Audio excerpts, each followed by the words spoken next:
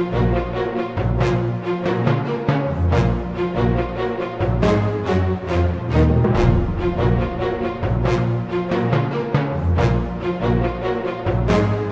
at the Future of Jewish Nonprofit Summit in New York City.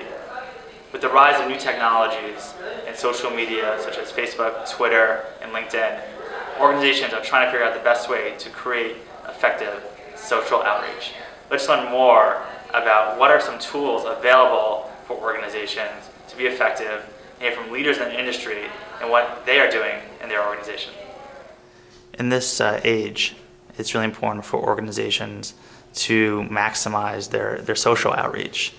What are some tips that you have for people to engage their constituents, donors, and really be effective in the social media realm? I think one of the really revolutionary things about Twitter and about Facebook and about social media and social networking in general is that it is an amazing democratizer. It's a way that we can, as Jewish leaders, as people working to try to make the Jewish world a better place, it's a way that we can touch Jews and non-Jews all across the world in a way that would just be unimaginable 20 years ago, or even 10 years ago, or 5 years ago. And so the key is to really be able to build a conversation with people, to show them what you're doing, to be interested in what they're doing so that they're interested in what you're doing, and to really be engaged in the Twitter, Facebook world in a way that allows for our constituents, for people that we're trying to touch, to feel like they're there with us and to be engaged with us. And one of the things that organizations sometimes fail to do is to try. And what are some, I guess, quick tips for organizations that are looking to go on Facebook, to go on Twitter, and not just to go on it, because anybody can sign up an account, but the real challenge is to be effective. So what are some tips that you have for organizations? I would say that the tips for organizations are to first get your feet wet. You don't need to be a perfect Twitterer or Facebooker to be engaged. You don't need to be Lady Gaga with 4 million followers or 5 million followers or 6 million followers or however many she has at this very moment to be engaged in social networking.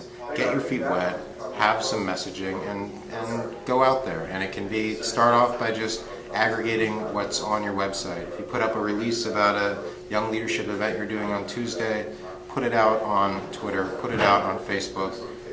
As a baby step. You don't need to employ a full-time social media person on day one. You don't need to be tweeting what you're having for lunch on day two, but just start the process and see what happens and engage. Talk to people who are involved in the social media world and see what works for them and see what works for you. Social media organizations are still trying to figure out the best way to engage their constituents, their donors, and the global world. For organizations that are just now trying to get into that world, what are some advice you can give them to try to be effective as you start rolling out a social media plan and engagement? I mean, I think if you're just starting out in social media, the rule of thumb generally is to sort of stop, look, and listen. To really see, there's definitely ways you can dive in, but if you're not sure how to spend your time, it's really starting by seeing, again, how your topic that you're trying to reach is being talked about, where your people are, and seeing, what's sticking, and really starting by sort of listening, and then maybe engaging with people by commenting on content, sharing information. Building a real community on social media can take a quarter to half time of somebody's job, and it may be a commitment that people aren't ready to make. If you are ready to make it, it's really about being where your community is, and there's lots of great helpful tools out there. One of my favorites, Idealware, put out a nonprofit social media decision guide last summer, and I think it's really helpful. It's got some great worksheets in it. And whenever you start your process, there are definitely pitfalls. What are some no's? What are some things that you should really avoid? I think if you're just starting out in social media, the biggest thing to avoid is sort of thinking it's just like every other media or marketing tool you've used before. It's not just for broadcasting. It's not just like, update your Facebook status and think that millions of people will all of a sudden start liking you. It's really about conversation. It's really about listening and being open to feedback. And I think if you treat it just as, a blasting out a press release, you're not going to be very successful. And I think also just automatically connecting all your presences, so you say one message and the same thing appears in every channel, isn't great. I think each channel has their own etiquette, their own language, and it's important to really use those tools well and know them. So the biggest thing is to really, again, be where your people are, speak to the message that makes sense in that channel, and really look to build community and engage in conversation. The future of Jewish organizations is something where people are trying to figure out what is going to happen. What is fundraising 3.0? What is social media? How do I connect to this global environment? What is the purpose of your organization in this conference? So first of all, thanks for spending the day with us. I really appreciate it. This is the 5th global and 2nd annual in New York Future Jewish Nonprofit Summit, where we bring together dozens and dozens of nonprofit professionals together with incredible speakers, technology startups,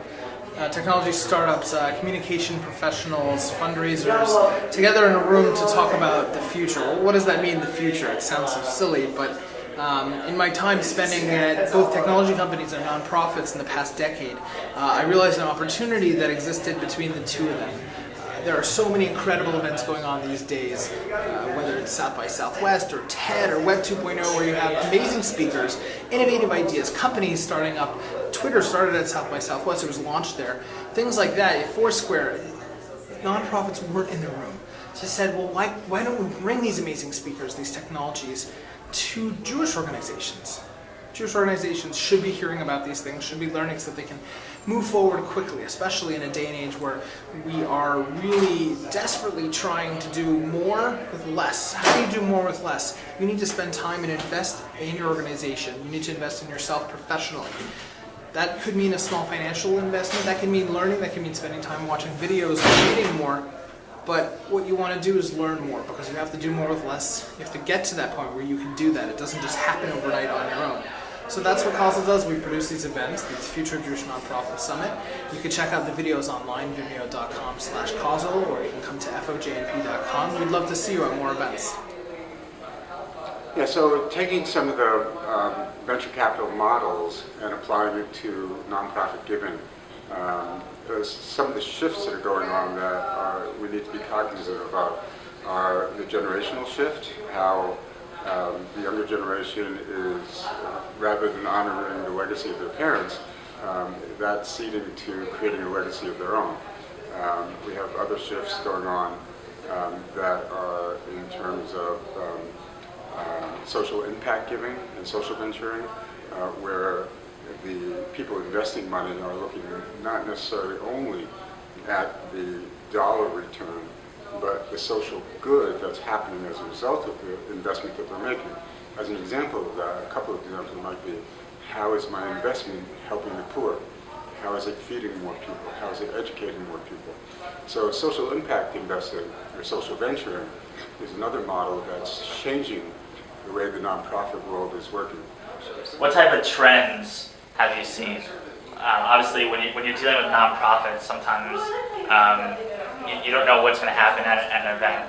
Can you give us an example of how JDL enhanced an organization? I mean, we've done simple in terms of enhancing it. You give away a ticket to Israel. People see 2 round-trip tickets to Israel. They might have heard of the organization, they may not have. They're going to support the organization and buy that JDL because they see it's going to a cause, but then there's also it could be a trip to Israel. So it's enabled to enhance the organization in different incentives of, if you do a discounted event, people want to go to the event, they're not sure if they want to spend, but then they go to the event and they see where the money is going for the cause, and they're bought into the organization. As you can see, it was truly a fantastic event, and we learned a lot about new tools that are available for organizations to maximize their social outreach. This is Aaron Herman, and thanks for watching.